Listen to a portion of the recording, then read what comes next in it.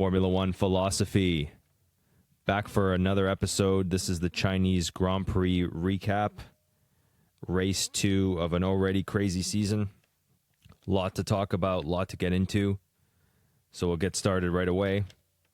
As usual, F1_philosophy at Instagram. Sean is on fire. Keep liking his posts. Keep giving shout-outs to his stories. Keep commenting on his comments. And next thing you know, we will be trending. F1 Philosophy at YouTube. And F1philosophypod at gmail.com for any general questions, inquiries, or anything you want us to know about. Anything you want to tip us off to. Because we are journalists, apparently. Sean, how you doing? I'm not doing so good today, Nick, but how are you? Jeez, are you sick? Just tired? Still beat up about 9/11?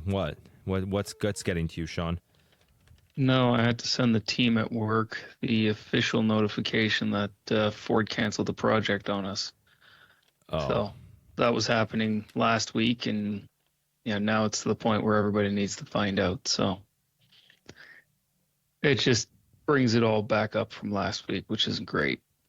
So it's about a year's worth of work and a year's worth of hard work for a lot of people, all to be canceled because Americans don't want to listen to science, common sense, anything really, other than their own bullshit. Or Europeans. So, yeah. I don't want to listen to Europeans either, Sean. It's not about the Europeans, I know. I'm just try to cheer you up sometimes with some ridiculous comments. It's very easy to make fun of me, so I think that just takes your mind off of your problems when you huck a nice little metaphorical snowball at my face whenever you're down. Yeah. Well, we'll see how the episode goes. Chinese Grand Prix. Race 2 of this season. Let's get into it. Top 10. Kimi Antonelli, his first race win. George Russell second. McLaren 1-2. They're totally not cheating, everybody. Lewis Hamilton with his first podium. Charles Leclerc in fourth. Oliver Bearman continuing some fine form right now, finishing fifth. Sixth place, Pierre Gasly. Mercedes is not cheating, and they're definitely not benefiting Alpine to help Mercedes buy Alpine. That's for sure. That's a guarantee. Sean will get into that. I just thought I'd throw a conspiracy theory out there. Seventh, Liam Lawson, surprising. Eighth, Isaac Hadjar, big recovery race. Carlos Sainz, ninth, which is surprising for the way this season's going for Williams. And 10th, Franco Colapinto, proving that pigs can fly, apparently. That's our top 10. The rest, either DNF or completely useless. I was looking at the board, and I'll just say this now for just to get my theme of the episode out there. I was looking at the board and seeing this 8th place down were all the best drivers of last year. You had Hadjar, Sainz, Colapinto was not one of the best drivers, but Hulkenberg, Lindblad, Ocon, Perez, Ocon, Bottas. Actually, Bottas was 13th, Perez was 15th. And then you had DNFs with Piastri, Verstappen, Norris. Do not starts for Piastri and Norris, which I'm sure we'll get into. Alonso, Stroll, that doesn't count. Albon and Bortoleto. The strong have become weak, and the weak have become strong. It's just wild to watch what's happened in these first couple races. But without further ado, Sean, what did you think? What is some things you want to talk about? Any general comments you want to make before we get into the second half, which is another game this week, which is toss-up. So you have the floor. What do you want to talk about today? Yeah, so maybe let's address some of the Max Verstappen stuff. Oh, okay. I'm not sure how far you've been listening to the news, but Max is back out there again, shitting on the new regulations. Anybody who doesn't understand racing thinks this is good. If you know racing, you don't like this, that kind of verbiage. And I just want to say it's fairly typical Max when he's not doing good. He doesn't have the car to give him what he wants or to be able to do what he wants. So now he's just upset. All right. And I was listening to the race and they made a good point. Early in the weekend, Max was much more lenient, let's say. He was willing to give some headway to the FIA and F1. We're working together, we're having conversations, we're not going to do a knee-jerk reaction type of thing. I'm happy to work with them. And then it became, well, if you like this, you don't know racing, right? So it's clearly Max is upset. I wouldn't take what he's saying too seriously at this point. There are some changes that need to be made, sure, but it hasn't created a series of racing that doesn't make sense. So I just wanted to put that out there. Do you want to elaborate? Or because, to be honest, the only thing I wanted to talk about the race was to defend him a little bit, defend his comments. Because yes, he's acting like a bit of a baby. And yes, he's saying this a little too soon, I think, without a year to pass by yet, or like even the good tracks being raced yet.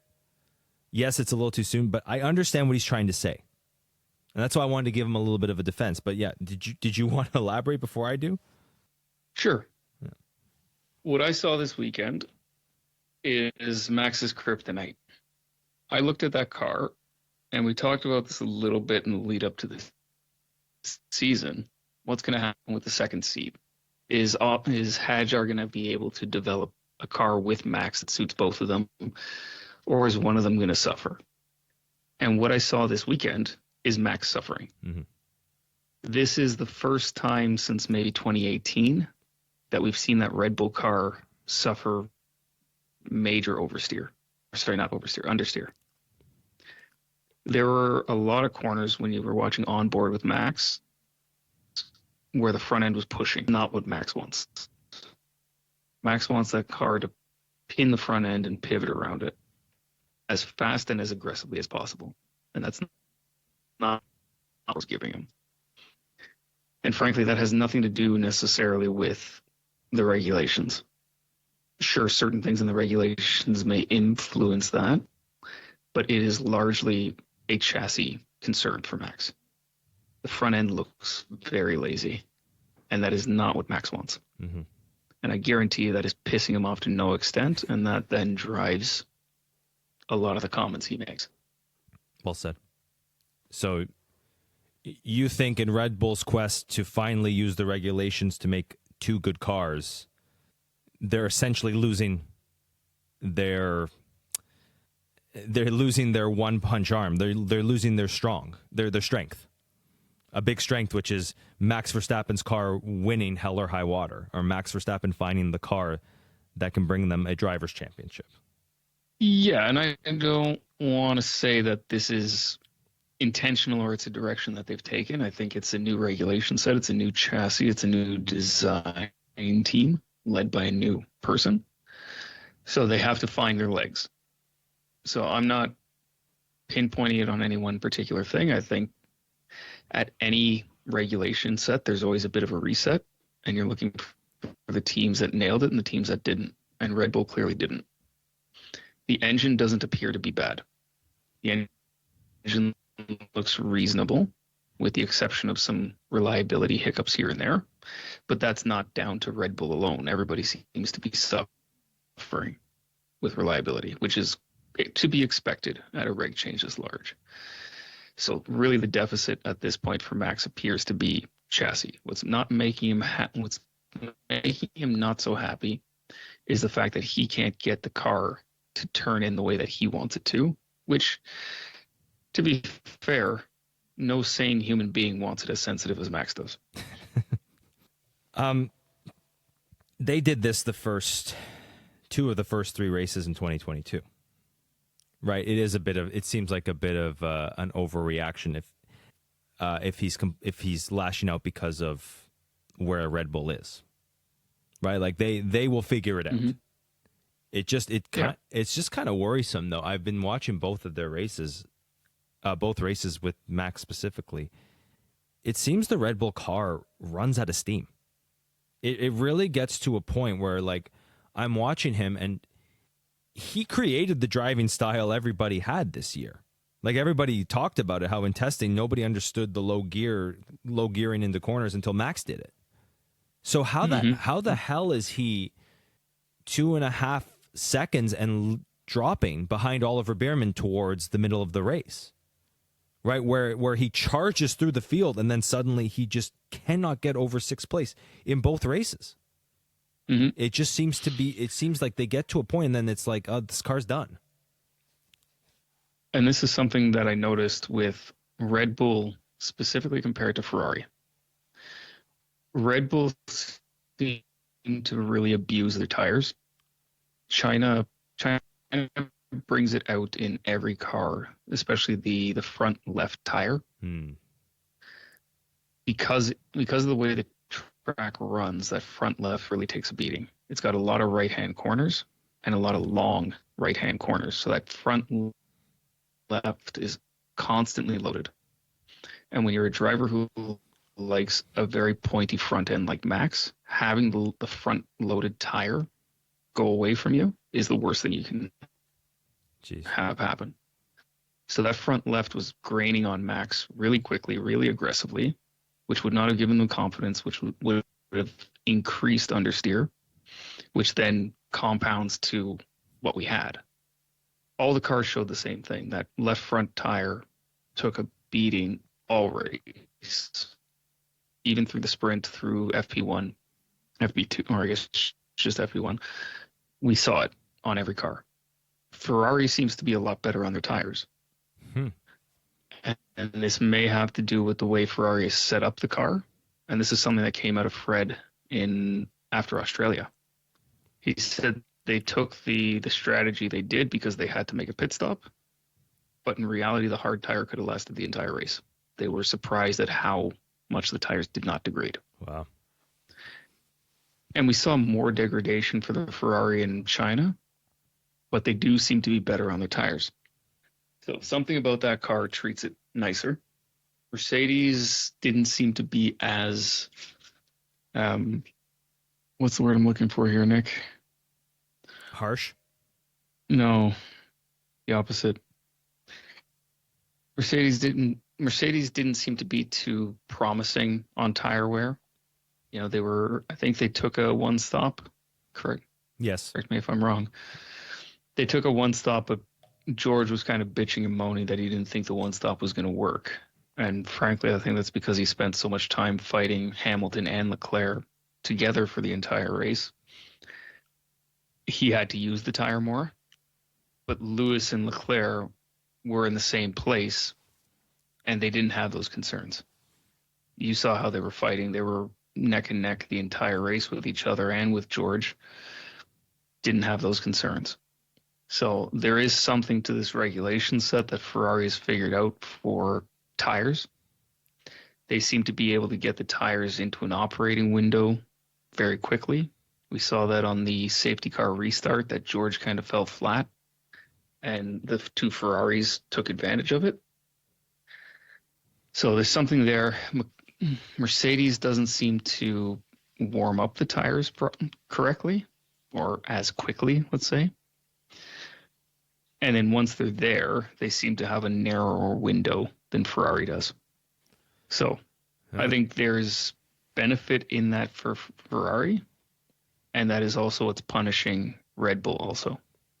Because for whatever reason, that car is not warming up tires and it's not using its tires properly. I saw a graphic saying it's overweight, and that might be the issue. So there's the Red Bull? The Red Bull, yeah.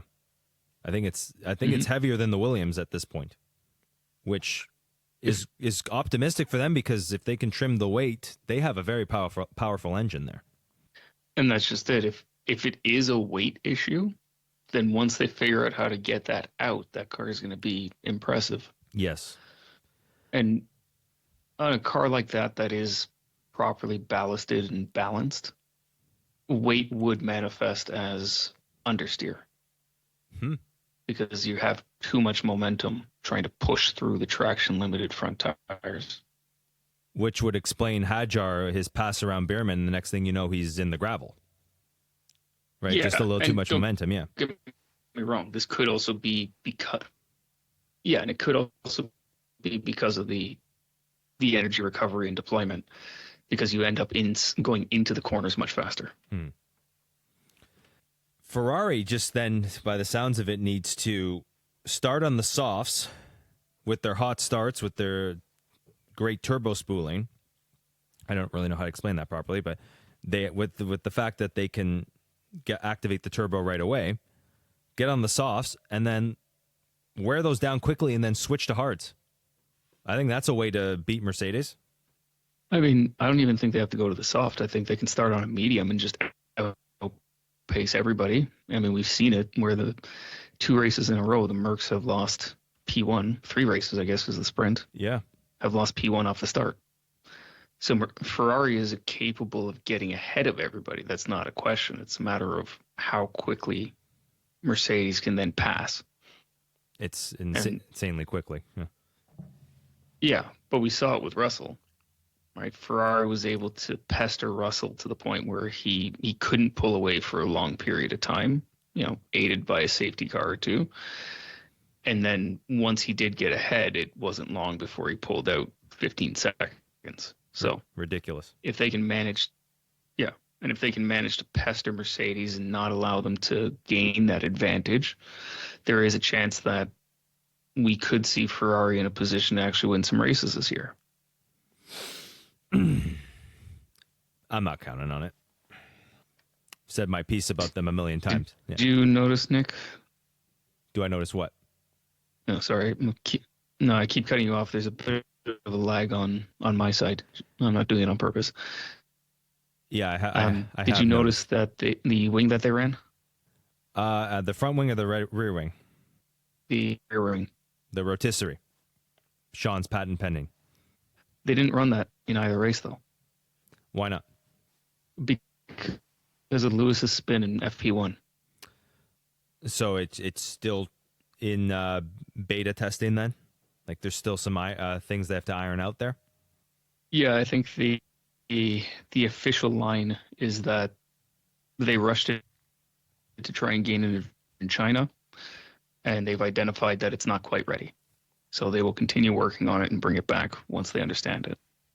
Ultimately, what it comes down to is because it has to rotate further than originally anticipated, it takes longer to rotate.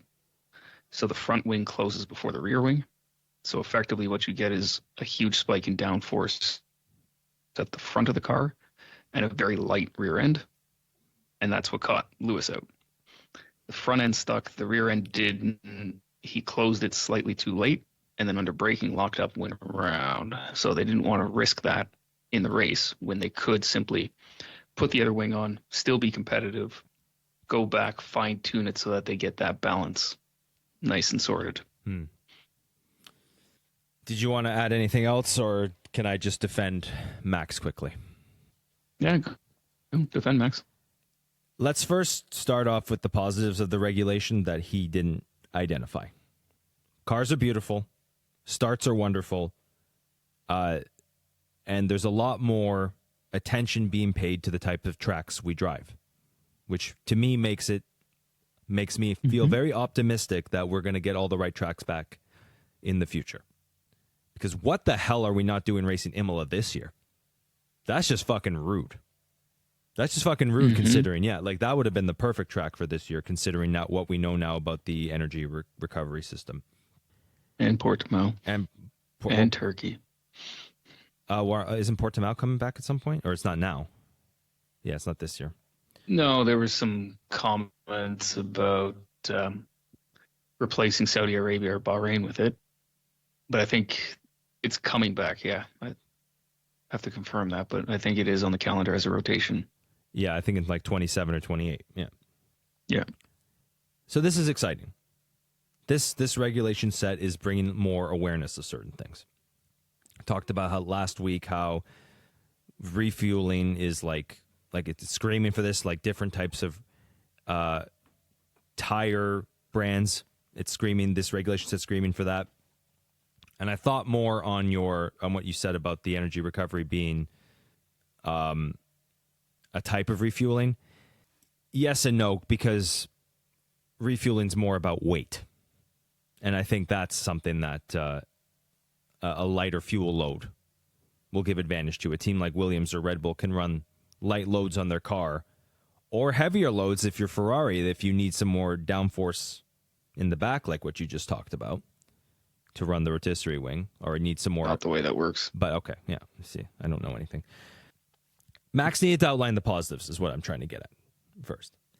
But I understand what he was trying to say, because he's trying to say it's not real racing if you're regulated into driving differently, right? Like, because these new regulation sets have, with the battery recovery system, have forced drivers to drive differently now, and not necessarily the fastest. Mm-hmm. And not necessarily the fastest. It rewards those who are the steadiest and the most sensible, I guess. Not the ones who are pushing the limit and trying within that limit, like Michael talks about in his documentary, to create the best car possible. That's what Max is trying to do. So when he sees this, he goes, this isn't real racing. Right? Like, he sees this and it isn't real racing. That's what he's lashing out without thinking straight. You know what I mean? He's lashing out without making a clear and concise argument. He's not telling the FIA exactly what they need to do. He's just saying this sucks. But I get what he's saying. Not to shit on Bierman. Bierman's doing great, but like, how does someone who was one of the slowest drivers last year suddenly become one of the best? It's because this new regulation says rewarding those who just take a slower and more sensible line.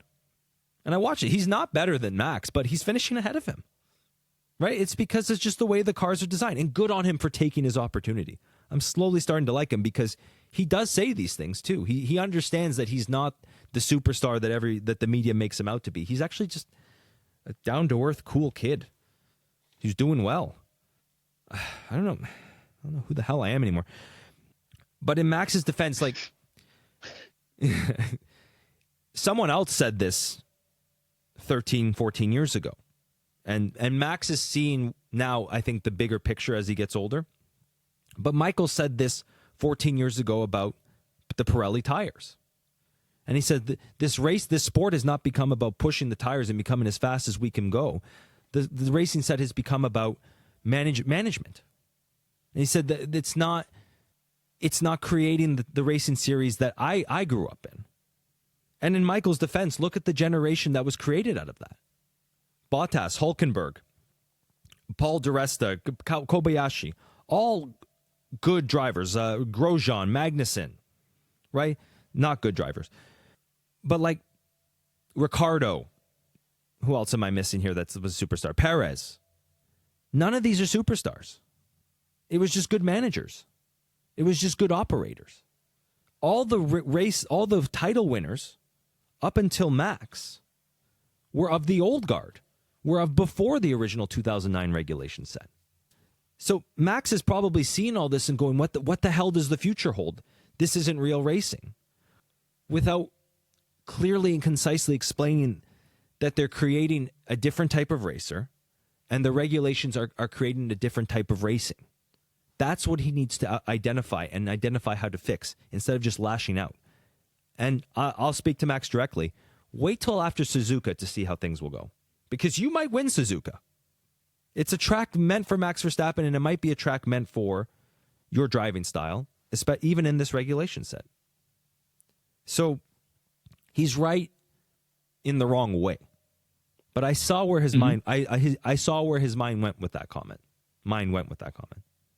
And I'm glad that you have a different opinion about this, because it gives our listeners two different mindsets to think about and really chew on. And think, which one do I want to be a part of? Right? Do I like what Max Verstappen thinks, or do I not like what Max Verstappen thinks? And really think on it.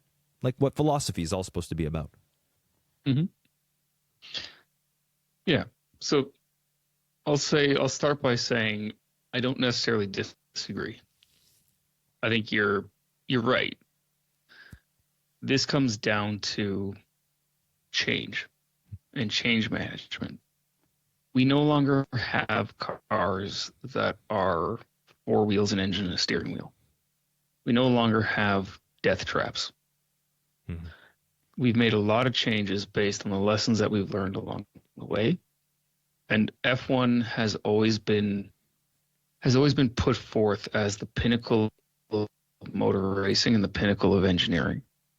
A lot of what we have today in automotive is a result of aerospace technology making its way into motorsport primarily through F1, then finding road relevance and becoming everyday. Right? Carbon fiber. We would not be using carbon fiber in automotive if it wasn't for F1. BMW had great success with their V10 engines and their road cars, which was based off the V10 that came out of F1. There's a whole host of other items, right? The advances we've made in turbocharging over the decades, composites, chassis construction, suspension geometries, all that comes out of F1.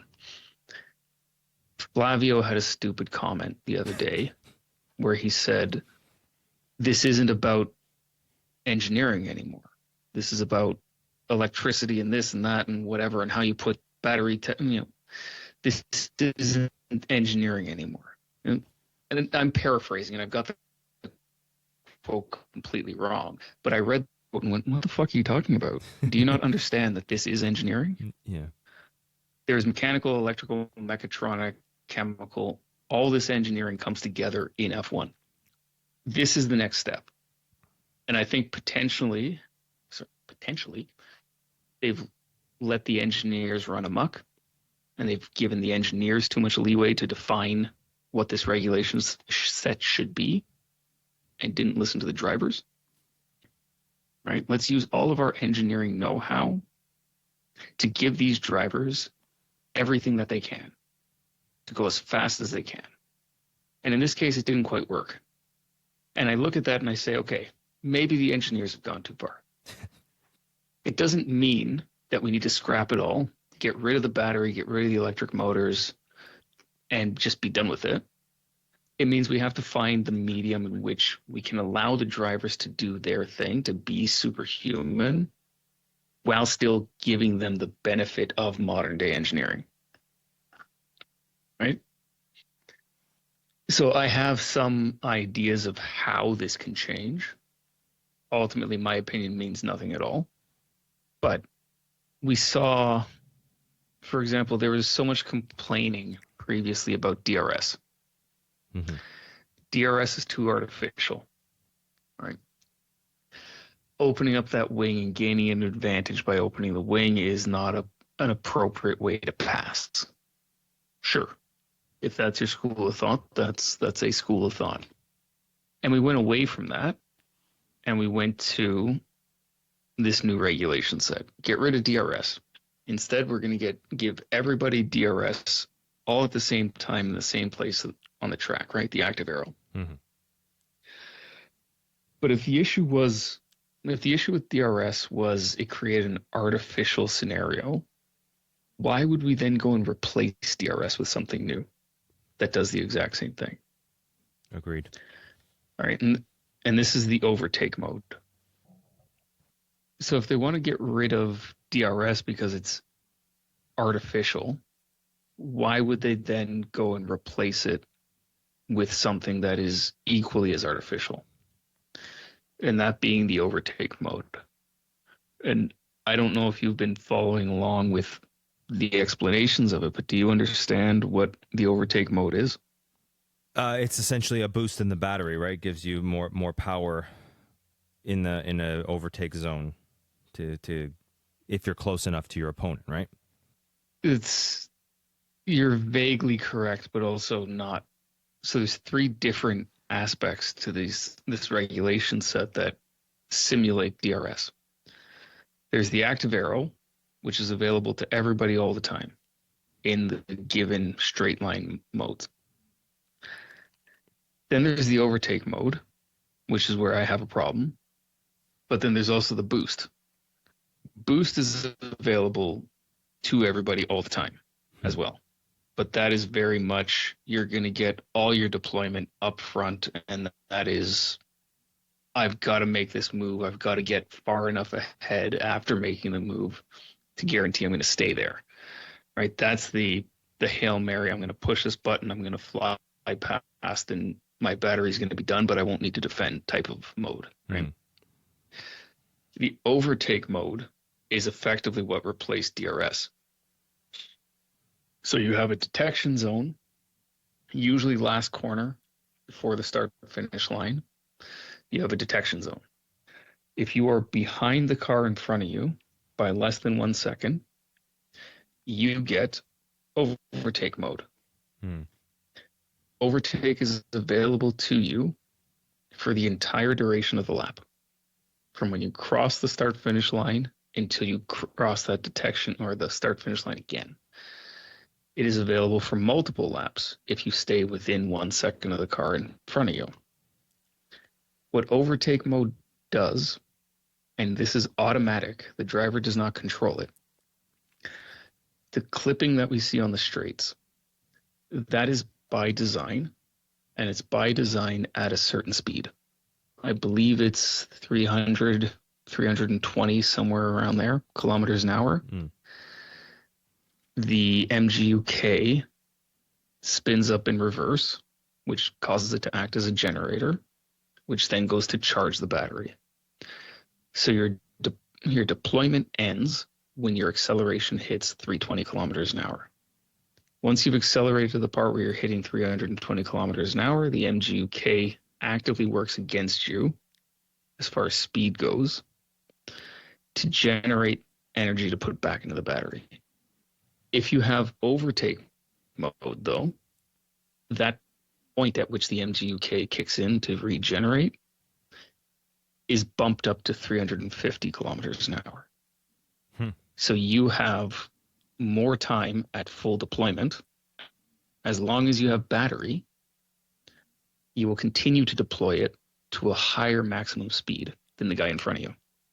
And that happens automatically. The driver does not control that. And that will happen on every straight of the entire lap that you have overtake available to you. And this is something that I noticed in China. I believe it was Leclerc and Russell. Russell passed Leclerc on the start-finish straight after the detection zone.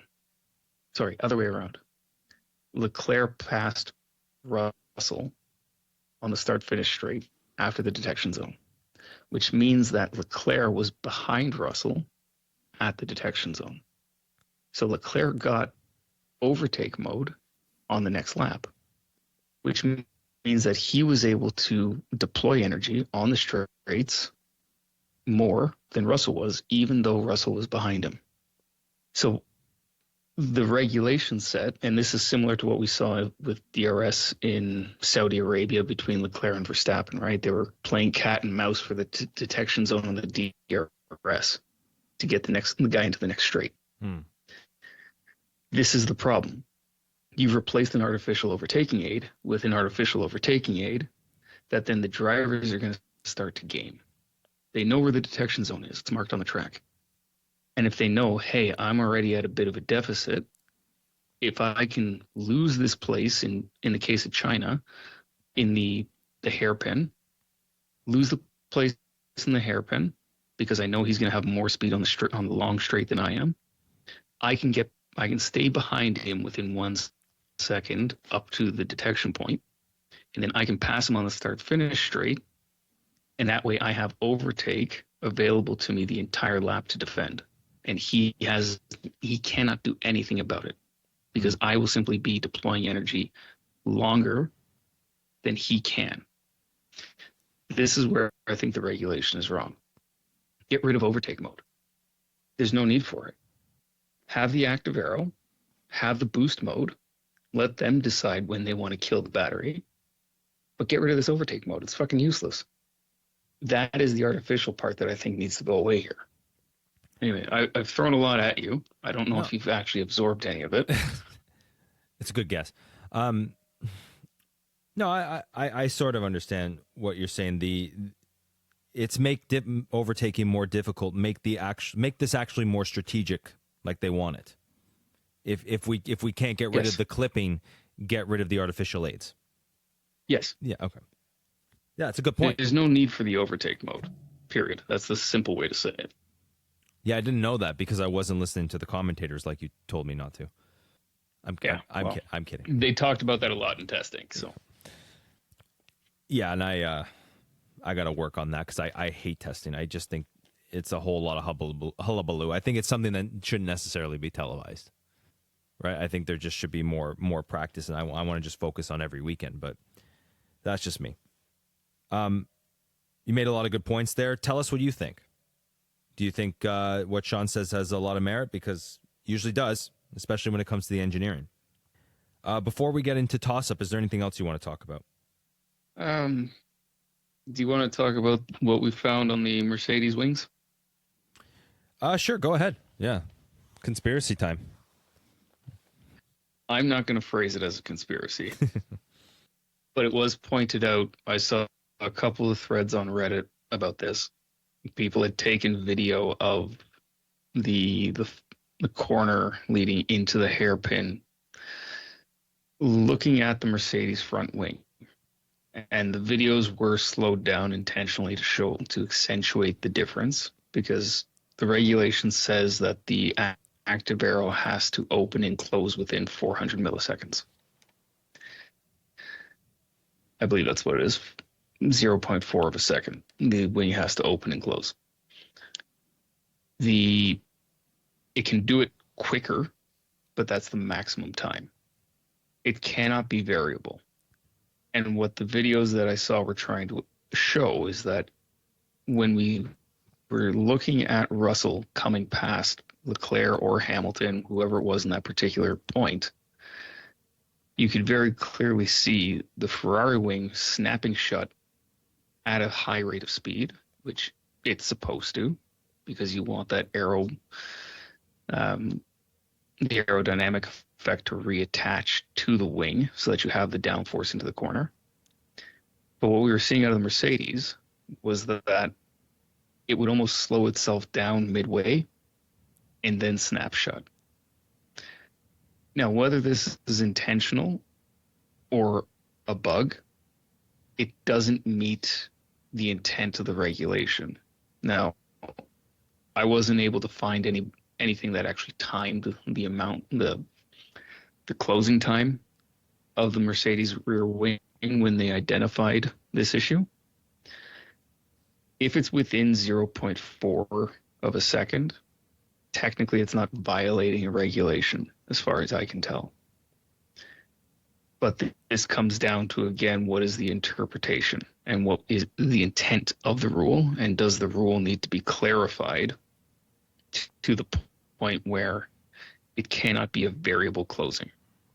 I don't have the regulations in front of me, and I don't recall what the wording is, but it very much is clear in the regulation that you cannot have variable active arrow. It's either on or off. And slowing the speed at which the wing opens and closes creates variable geometry. And that has been a no-go in F1 for a long time.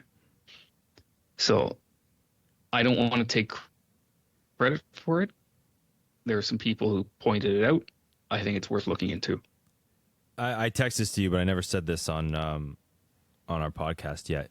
You can't agree to regulations knowing you're going to break them. Right? You can't be at the forefront too and being all happy for them to come and focus your entire team's future on these regulations knowing you're going to break them. So if true, they need to close this loophole right away. And it's just another example. Mercedes is trying to front load this season as much as possible before I think reality comes back down to earth with them. Yeah. Anything else you want to add, or? It's just a general comment, because there's been a lot of talk about it lately, that the development cycle for these engines is more convoluted than I originally thought. And basically it allows upgrades to engines if you're 2% or more away from the leading engine. Which means that if Mercedes does have an advantage, that gives all the other engine manufacturers the opportunity to develop into them when they cannot develop, which is something I missed in the initial regulation set. I thought this would have unfrozen the development cycle, which it hasn't. So I say that because there's some hope there that if Mercedes does have a genuine advantage, that this could lead them to, or lead the FIA to allowing all the other manufacturers to introduce performance improvements this year and next year, which they wouldn't have done otherwise. That being said, someone pointed out that maybe we haven't seen the performance that the Mercedes actually has because they're trying not to hit that 2% margin. Suggestion there being that Mercedes hasn't dialed it up all the way because they're concerned that they're more than 2% away from everybody else. And if they can keep it within 1.8%, then nobody gets to develop and they get to keep their advantage.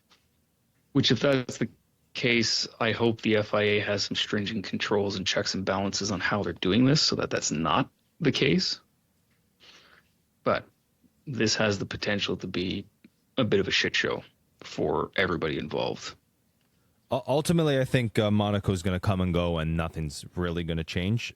I think it's what's more likely to change is everybody's allowed to catch up. I have a feeling this is 2009 adjacent, or it's going to be like 2005 where they start off with these new regulations, they realize it's kind of ridiculous part way, and they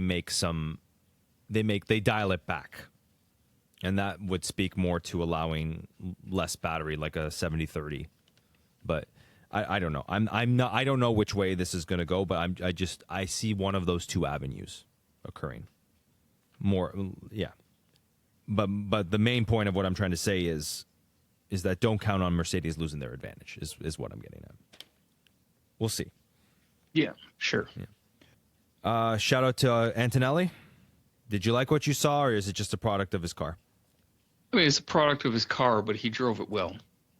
A lesser driver in that hardware would have binned it. So almost did. He deserves. Yeah, but he didn't. He caught it, and he recovered. So he's still young. He's still got a lot to learn. If that's the worst he does, I'm not too concerned. He deserved the win. I'm not going to take anything away from him. Yeah, good on him. Any one last thing you want to add before we go to? You got 1 minute before we go to toss up. Do you want to add one more thing, or should we just get it right into it? No, I think I've hit all my points. Oh. Okay, let's get into toss up. You remember toss up, right, Sean? Refresh my memory. I'm going to give a scenario. It's like banter talk, essentially. There's like no score being kept here. I'm going to give us, like how I said, like, who is more likely to be dropped at the end of the season, Bottas or Perez. That was the first ever toss-up we did. I'm going to give a scenario here, a situation where there's two parties involved, and you say which one you think is more likely to happen. And you can make a case for one, the other, or both if you really want to. Mm-hmm. Okay, so I have 5 of them here. Let's get through this. Who's in bigger trouble after 2 races? McLaren or Red Bull? McLaren. And sorry, I've got my points tally here. McLaren is in 6th at the moment, which you can say, okay, Piastri didn't race in Australia, and then we had the unfortunate double DNF. But that's kind of the point. Like, to have the issue that Piastri had in Australia that kept him off the grid is a bit of a concern. Lando scored 10 points. Okay, he did pretty good in Australia. But then they didn't score points in the sprint. And then both cars didn't start in China. And the issue that Norris had for the Grand Prix in China is the same issue that Piastri had. So it's the same component that failed. Jesus. It's an electrical component within the powertrain. Different failure modes. So it's the same component, but it failed in different ways. And to have that happen on 2 cars the same component fail in different ways at the same time is exceedingly unlikely. And this is not to say that there's a conspiracy. This is to say that there is an underlying problem in that component. And either it's McLaren doesn't understand how to run the power unit in a way that lets that component function. So something they're doing is creating a problem, or there's an inherent reliability problem in the Mercedes system. This is the concern because we've seen reliability hit all the engine manufacturers, frankly, we've seen Ferrari because Bottas. Ferrari has been the most reliable powertrain so far, which anybody who knows anything about Ferrari, that's mind-boggling. So this is why I say McLaren is at more risk. Because yes, Hadjar and Verstappen have both had DNFs now. Lindblad had a problem in FP1. But they're reliably getting 4 cars in and around finishing races. This is now what we've got 6 starts when you consider 2 cars, 3 races. And we've got 1 car that's finished in the points for McLaren in those 6 starts. Yeah. That's a bit of a problem. Let's look at it another way. So at the moment, I'm going McLaren. Let's look at it another way. 3 do not starts out of 6. That's exactly. That's haunting. Yep. Right. And if they're already at the point where just starting a race is a win, you're in a lot of trouble. Right. I keep making the joke that like the worse Red Bull starts, the more likely they're going to find the problems and then just charge on later. And that may be true. That may not be true. We'll see it as the season unfolds. But Andrea Stella can only do too much with 2 completely demoralized drivers. Lando has just become a non-factor. I don't think he sees any hope. And Piastri, I don't know what the hell happened to him. He can't even start a race. It's not his fault. It's just like this is dire already for a team that's defending champion with championship aspirations. So this looks really bad for them. I completely agree with you. I mean, if you take that metric, they're doing worse than Aston Martin. Yeah. Oh my God. Fuck. Wow. That's the comment of the night right there, Sean. All right. I mean, it's a ridiculous metric to take, but it's a metric. It's surprising. Like there's like the greatest fibs have like a hint of truth, right? You know what I mean? Like I know you're being facetious, but there's a hint of truth in that. Mm-hmm. Okay. Yeah. A lot of truth is said in jest. Yes. Yeah, that's the phrase. Well said. Okay, number 2. Who's impressed you more after 2 races? Haas or Racing Bulls? Honestly, Haas. Ocon is useless and will continue to be useless. But the fact that Ollie Behrman, who, like I've said in the previous episodes, is like a dog who caught his tail, doesn't quite know what to do with the fact that he's an F1 driver, has now found himself being the reason that Haas is 3rd in the Constructors' Championship. Jesus. Did we ever think we would say that, Nick? No. Haas, 3rd place in the Constructors' Championship? No. Forget the fact that we're 2 race weekends in. They have never been this high. Yeah. I mean, Racing Bulls, in my mind, has done really well. But Haas is 3rd place. They have 17 points after 3 races. Yeah. There's a good stretch of their history where 17 points was the high water mark. Was their season. That's my point. Yeah.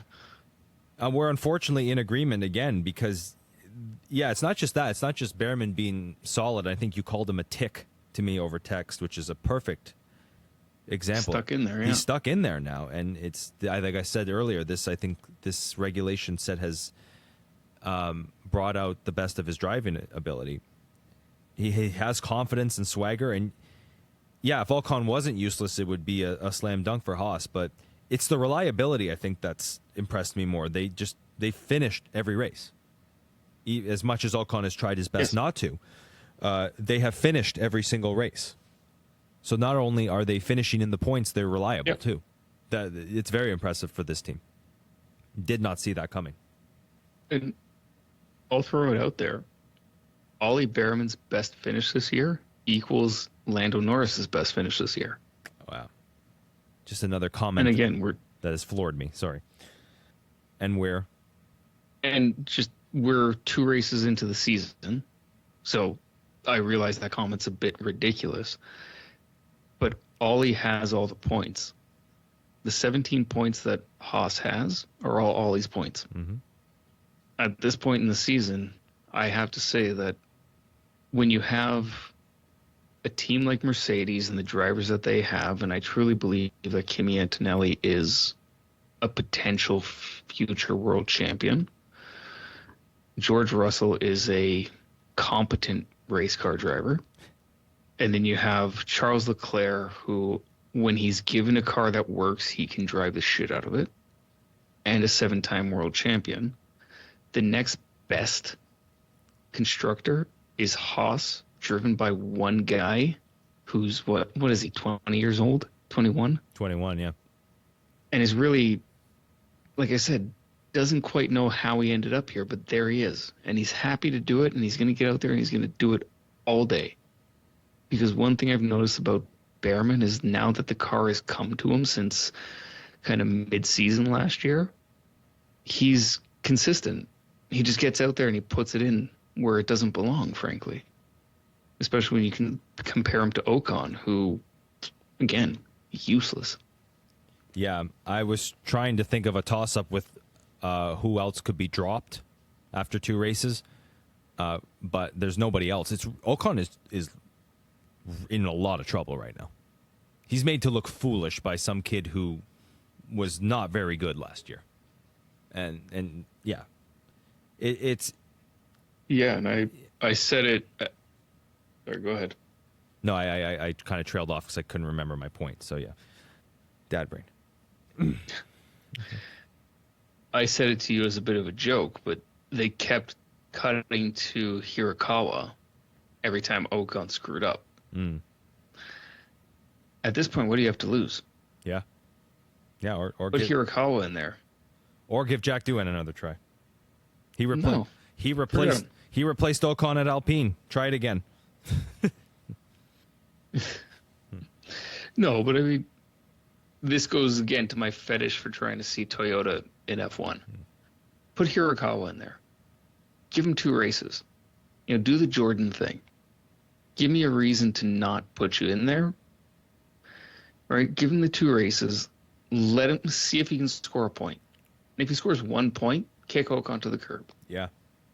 And then if Hirakawa has a stretch of races where he's not scoring points, kick him to the curb too and put Doohan in there. I don't care.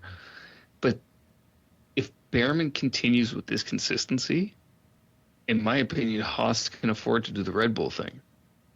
Yeah, well said. Yeah, this is your moment. You can't waste on some moron like Ocon. Right. All right, let's hope this one brings out more disagreement. Who's more likely to score a point first? Hulkenberg, or Cadillac? So that's Perez and Bottas. Yeah, so we've got Audi, which, true to form for Audi, road cars at least, reliability is not the strong suit. Mm-hmm. We had Bortoleto, excuse me, rolled into the pit lane from the starting grid for an issue after Hulkenberg wasn't able to start in Australia. Yep, and couldn't finish the sprint. I hope this is not an omen for the rest of the season where Audi, can only run 1 car at a time. I'm going to say Hulkenberg scores points before Cadillac does. I was really optimistic that they were just running their program in testing and that they would come out and be kind of in the fight with the lower end of Racing Bulls and Williams. But no, they are 2 seconds back. They are fighting Aston Martin for qualifying positions, and yeah, it's what we've unfortunately seen before with Graham Loden. You talking about Cadillac or Hulk there? Because Graham Loden's Cadillac, or are you talking about? Well, I'm talking about Cadillac, but in reference to the fact that I don't think that they're going to score points before Hulk. I see. Oh, okay. I thought you were relating that to Audi for some reason. Okay, I'll cut that part out. No, I think my prediction about Audi being good, just very unreliable, is looking better by the day, and I think those points that Bortoleto scored in Australia are going to go a long way for his career, because it's frustrating to watch a team with pace just kind of disappear from time to time. And with Bortoleto not in that race, Hulk was just never on for points. And I think just my prediction of him being a problem, now that the cars are a little bit more spread apart, his deficiencies are being exacerbated, unfortunately. I think Cadillac, I don't agree with that. That's fine. I'm glad we finally disagree on something. I think if Cadillac can keep it on the track, with like what you saw these past couple races, if they can keep on the track and there's a lot more DNFs in front of them, I think they can sneak a point before Hulk. Because God doesn't, who knows if he starts or finishes a race at this point. Yeah, and that's just it. I think the only way Cadillac's scoring points is if they get a 10th place because 12 cars DNF. You said you don't see Hulkenberg fighting for points at the moment, but I would argue that Audi car, when it's on the track, has some real pace. It looks goofy. It doesn't seem to be able to qualify well. But when they're on track and they're fighting kind of mid-pack, once everything is settled down, they seem to be able to keep the momentum. Hulk had his issues in this race, but when he was in the middle of it, he seemed to be able to do stuff.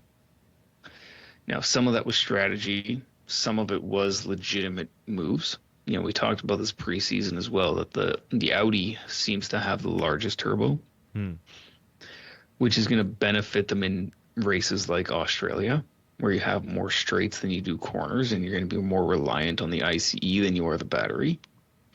So China is kind of a halfway point between the extremes. So it would have been a good chance for them to score points, but I think if they had two cars, maybe they could have. Monaco, for example, is going to be a terrible race for them. Las Vegas is a potential. Miami, potential. Right? Some of these more power-dependent circuits, Canada, might be a potential for Audi. The car seems to be good if they can keep it running. That's the $1 million question. Which, again, maybe I'm just butthurt because I've owned a Volkswagen. Reliability is not Audi's strong suit. Lamborghini, the biggest in Vag. Now, on to the next one. Who's more likely to win a race first? Ferrari or Red Bull? Oh, Ferrari. There's no question there. Ferrari, based on what we've seen so far, Ferrari's by far pinned to number 2. And this is going to come down to, does Mercedes develop a reliability issue? Does this issue that hit McLaren end up hitting Mercedes, right? If that happens, Ferrari's definitely the winner. When we get to Monaco, for example, where a smaller turbo is going to benefit them, it wouldn't surprise me if Mercedes qualified off the front row in Monaco. Some of these less power dependent tracks are going to benefit Ferrari over Mercedes. So it's definitely in the cards for me this year that Ferrari wins multiple races. Very good point, Sean. However, it is Red Bull. Okay. You went a different way than I thought you would. They looked really good in China last year, too. They were off the pace more so in Australia again this year and like last year. But you're right, still number 2. Suzuka is going to be interesting because I think that is going to be a driver-dependent race. And if Red Bull can keep it on the track, I think Max has a good shot to win. And Lots of long corners in Suzuka. Is that an agreement or a disagreement? Because like long corners That's a disagreement. Okay. What we saw this weekend was a lot of long right-hand corners. Suzuka's got a lot of long corners in both directions. My thesis it's not going to go Red Bull's way. My thesis is still I don't think Ferrari's winning that. I think both their drivers, as much as they may sound optimistic, are about to hit the Ferrari wall that they usually hit. And I think there's a month, and then there's a month off after Suzuka. 5 weeks. 5 weeks. Wow. So I would not count Red Bull out to develop after that point. I don't think Ferrari's winning Suzuka. Yeah, I think it's very optimistic for me to say Red Bull's going to win it. I don't think Ferrari wins, and then Red Bull has a month to catch up. I am not counting Red Bull out. As much as Ferrari looks good right now, they've shown this before. They've fucked with us before. I'm going Red Bull with this. And you're entitled to do so. All right. I will call it now. Okay, go for it. Mercedes wins Japan. Red Bull does not come anywhere near the top until mid-season. Wow. Your crystal ball has been pretty good this season, so I'll think. I got 2 of them. Oh, nice. Yeah. All right, toss up. Last one. Who's more likely to get a podium? Oliver Behrman or in the coming races? Who's more likely to get a podium in the coming races? Oliver Behrman or Isaac Hadjar? What do we consider coming races? Okay, we'll say in the next 6 races. At this rate, that's a good one because where did Hadjar didn't finish in Australia, and he got 4. It's going to be Behrman. You think it's going to be Behrman? It's going to be Behrman. He started strong last year too. This is another one that could be a mirage. I'm not counting him out yet. It's just let's just remember what happened last year too. No, but this is why I asked the question. If we're saying the next 6 races, it's Ollie. If we're saying by the end of the year, it's probably Hadjar. Then by the end of the year, who do you think would get it first? Ollie. Behrman has the Ferrari engine, which same problem as the Mercedes customer teams. I'm sure they're not getting all the information that they could from Ferrari on how to run it. But it's got a better spool time on the turbo, so they're going to get better starts. They're going to get more power off the corners quicker, things like that. And Ollie seems to be able to drive these cars, right? I made the comment, somewhat tongue-in-cheek, that the drivers closer to F2 are going to be better because they're going to know how to spool a turbo with the right foot as opposed to relying on the MGUH, which seems to have come true, surprisingly. I didn't anticipate that to actually be the case, but it seems to be the case, which gives Behrman the edge here because, yes, him and Hadjar are the same vintage of F2, but the Ferrari engine seems to respond better to throttle input and turbo spool than the Red Bull does, right? And we would typically refer to that as turbo lag, the time it takes for the turbo to spin up in relationship to the throttle input. Just a random comment for you, Nick, because you mentioned you didn't know how to describe it earlier. Okay. Ollie seems to understand that.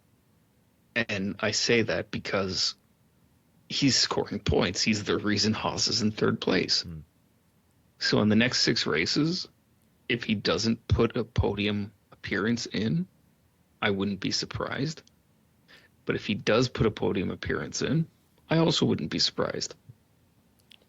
Now, by the end of the year, I would love to see Hadjar on the podium. And I think the further we go into the season, the less likely it is for Ollie to be on the podium. But I think the more likely it is for Hadjar to be on the podium. That being said, I don't have a lot of confidence that either of them will be on the podium. Wow. Which one's going to happen first? More likely Behrman. I don't know. I think it's Hadjar because I think you saw last year with Racing Bulls, the higher the learning curve, the more problems at the beginning, the more he just pops. I think he's more likely to shock. The answer, I think, in the next 6 races, I don't think either of them gets a podium. Mm-hmm. But if you told me to pick one, I see a lot of what Hadjar went through at Racing Bulls last year in this Red Bull. Like it's just a disaster. There's problems. Some of it he makes problems for himself, but he's feisty and he's there. Like he's still got 8th, still only 2. I think he's 4 points behind Max. I think it'll happen. I think it'll happen sooner than we think. So I'm with you. I think he has the ability to get there. I just don't think that car and that team are there. Like I'm legitimately questioning Verstappen's ability to get a podium this year. Wow, that car does not look good. Yeah, as every week. Did. Yeah, it did. You're right. But as every week goes on, it's just something looks way off. Mm-hmm. Yeah, everybody else took the sandbags off, and Red Bull realized they had none. That's what I thought Ferrari was going to be this year. It's funny enough, that's Red Bull. What do you guys so far, at least? Yeah. What do you guys think? Tell us what you think in the comments. Let us know what your toss-up questions are or answers are. Keep us posted.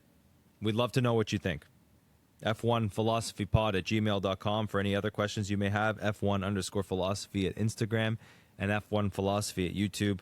Sorry, Sean, this has got to be a hard stop tonight. But we'll talk after Suzuka. We'll probably have a lot more to talk about then. All right. All right, everybody. Have a good night. Good night.